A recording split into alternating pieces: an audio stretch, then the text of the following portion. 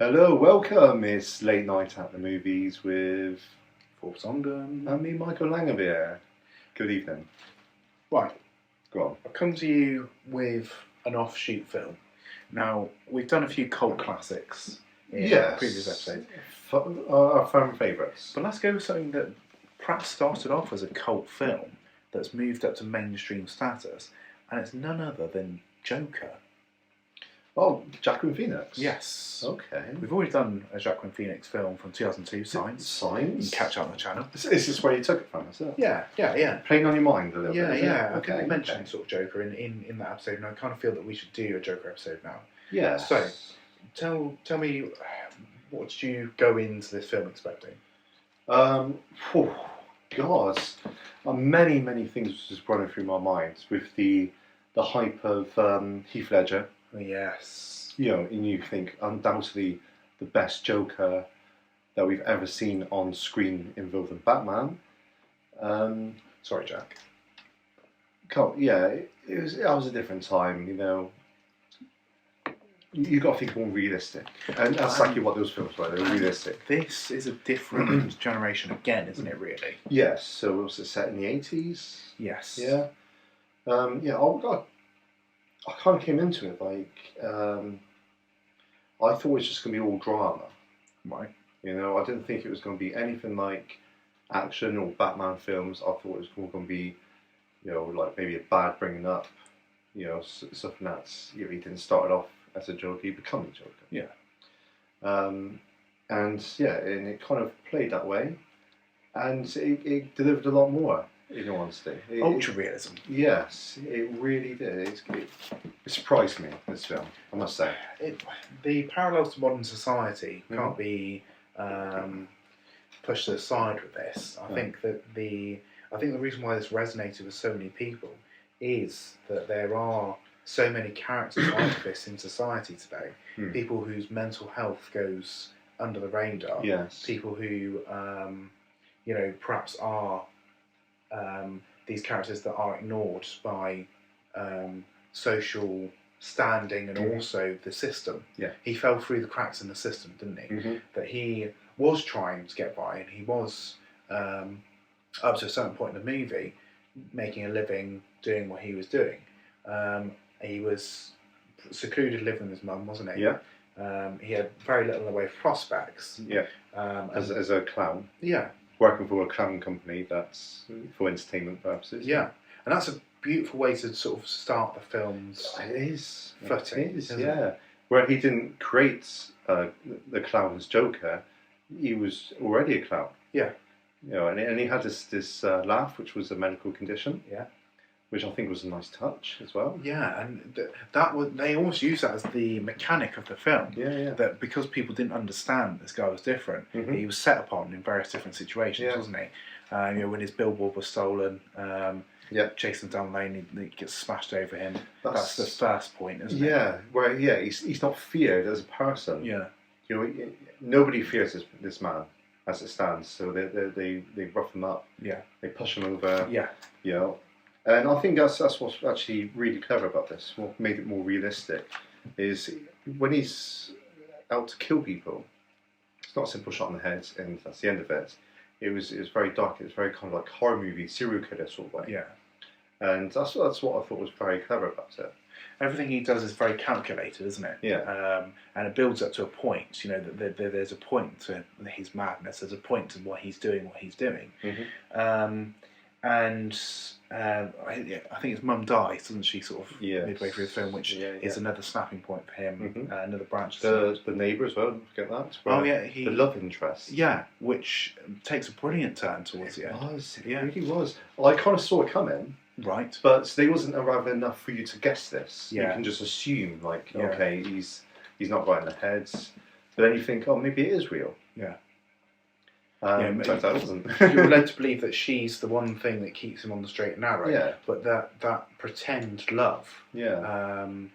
With the moment where the mania ends and the clarity kicks in, is it's like kind of like him kind of getting back on track with his career in a stand-up comic, and you think, okay, things actually go right, but would it?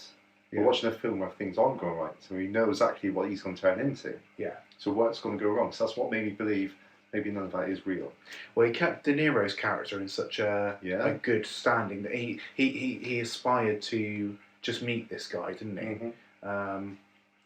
And who was it who was supposed to be his father in this? So that was Thomas Wayne.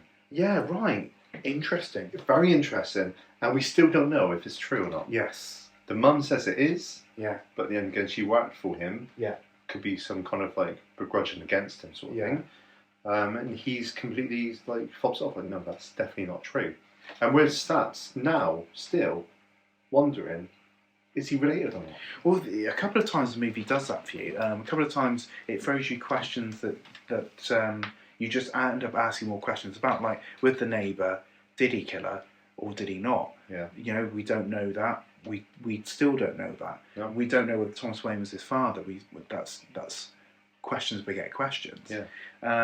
The standoff between him and De Niro in the end is almost poetic justice in a way, isn't it? Mm-hmm. That it's him getting to where's the point he's going to be at his most infamous, and is being on TV and shooting a popular personality. Yeah, who's brought him just as much pain as the guys on that train.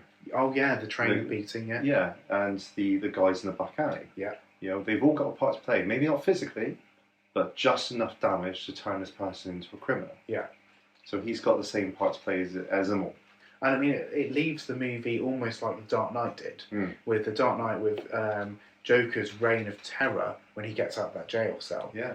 It's very much how the end of Joker's left. That he is this symbol, the Prince of Gotham, and all the criminals recognise him. Yeah, he's a clown prince. You know, we stood on top of that police car at the end, and he has all these like-minded. Best scene out of it all. I don't know why they keep showing all the other scenes. This was the best scene we can ever get out of a movie like this.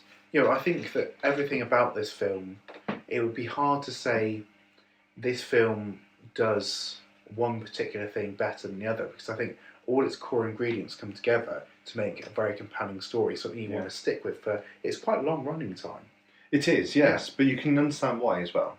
It's not like, say, if it was a prequel to a Batman film, it would be very shortened down, wouldn't it? Yeah. So it would be very, rush through, tell a story, let's get ready for Batman. And that wouldn't work for people. But this is an origin story of a bad guy, which is, we don't often see that. Yeah. We don't often see a villainous character, you know, I'd say villainous as loosely as I can, as the main draw point of a film. And I honestly don't think even DC thought this film was going to do as well as it did. You know, they came off the back of Jared Leto being Joker. Who's still Joker? What? He's still the Joker. Yeah, they re-released the Justice League, and he's in that. He's no longer that kind of gangster with the gold teeth character. He's now long hair, straight jacket, asylum. He's not coming back.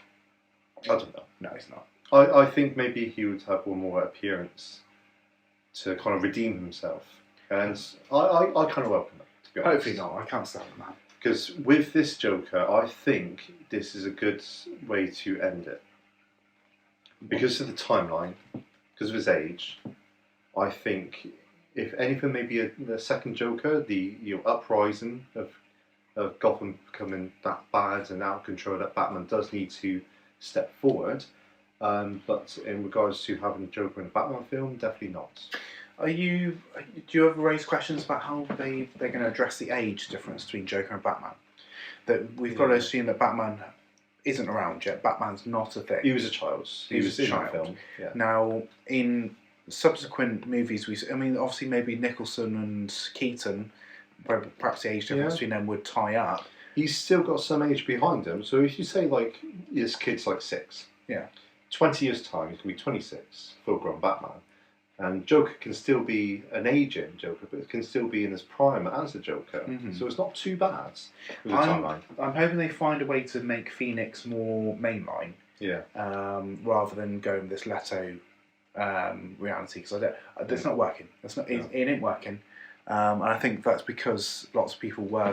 This was always going to work because people were still so set on Heath Ledger's Joker. Yeah. And I think that Leto was never going to fill that role anyway. No. As good as an actor people might think he is, I'd recognise he's a good actor. I can't stand the man. The actor might be good. He's good at many films, Mm-hmm. of course. Yeah. But Phoenix is on a different level.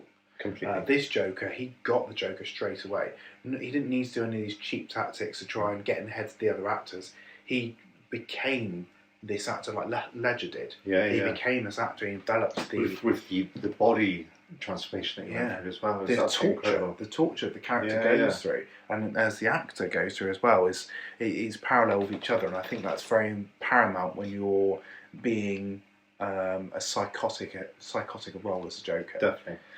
If anything, if they introduce it into the Robert Pattinson Batman, I can accept that. Yeah. Again, for the older timeline. I'd go with that. Yeah. But for the other DC part of things with Ben Affleck or any of the other Batmans, I'll say no. Keep it away from that. Yeah. It's gonna make it a little bit stale. If you see what I mean. Yeah. Let's keep it running as a great Joker film. I see Affleck and I see Leto in more the realities of Batman Forever and Batman and Robin. Yeah. That's why I see them. Yeah. Whereas I see Pattinson and Phoenix's realities would merge together at some point because this is a fresh new timeline. And Christian Bale and Heath Ledger. Yeah. Because that was a more realistic Batman, was it? No superpowers, no superheroes. That's very self-contained. Yeah. Keep that as it is. Now keep this separate. Maybe with Pattinson that might be nice. And to new age DC, that's all superheroes and powers. Yeah. Again, keep that separate. Have a trio of different. Yeah. Realities. Joel Schumacher back to do some of that. Exactly. Right. So, what are we looking at? Metacritic and cinema earning. Earnings as well. Yeah, I can do that. Okay. Right. So we've got 68% for Rotten Tomatoes. That's surprising. I would have very surprising. Yeah. For how well it's done. 8.4 IMDb. Bit true to its nature. Thank you, IMDb. Metacritic 59. But where would we put this? Well, I'd like to know what it did at the box office. Would that ease your attention? That would ease my attention. You won't believe, I'm afraid. Well, You'll even go close to how much it made. Well, I know it did reasonably well. It must be 350 mil, surely. No. More? 500? No. 6? No. 7? No. 8? No. 9? No. $1 billion. It's done over $1 billion. Over $1 billion. Isn't that incredible? Oh my god! Wow, that's well deserved. Well done. Yes, I think they put quite a lot into it. In all honesty, I can't really bring this up. But to be honest, I would say mostly with the actors and maybe the scenery, they would have put the most money into it because there's no CGI. Even if the budget was 150 mil, I mean, you're talking. I'm led to believe. I think it's far less than that. I've got it in my head. I think the budget was actually like 70 mil. Which makes sense, especially because Connor comes across as an independent film. Yeah. Which, as history told us, these are the best movies to make. Yeah. Because they're a bit more realistic. Well, clearly so. Yeah. So you throw CGI on it, it's questionable if you're going to make your money back or not. Well, but yeah, $1 billion. I mean, come on. I'm going to shoot my bolt first, and I'm going to say that my rating of this is 7.5 out of 10. I'm going to match you on this. 7.5? Yeah. Yeah. Yeah, mostly because this is a unique film. Yeah. For something that is such a massive franchise, this is unique. Yeah. So I agree with you there. Brilliant. So 7.5 out of us two. If you haven't seen the film, please do watch it. You probably have. I mean, it did $1 billion at the box office. You're probably one of those. So that's us first episode. Yeah, see you on the next cast. Thank you so much for joining. See you next time. Bye-bye.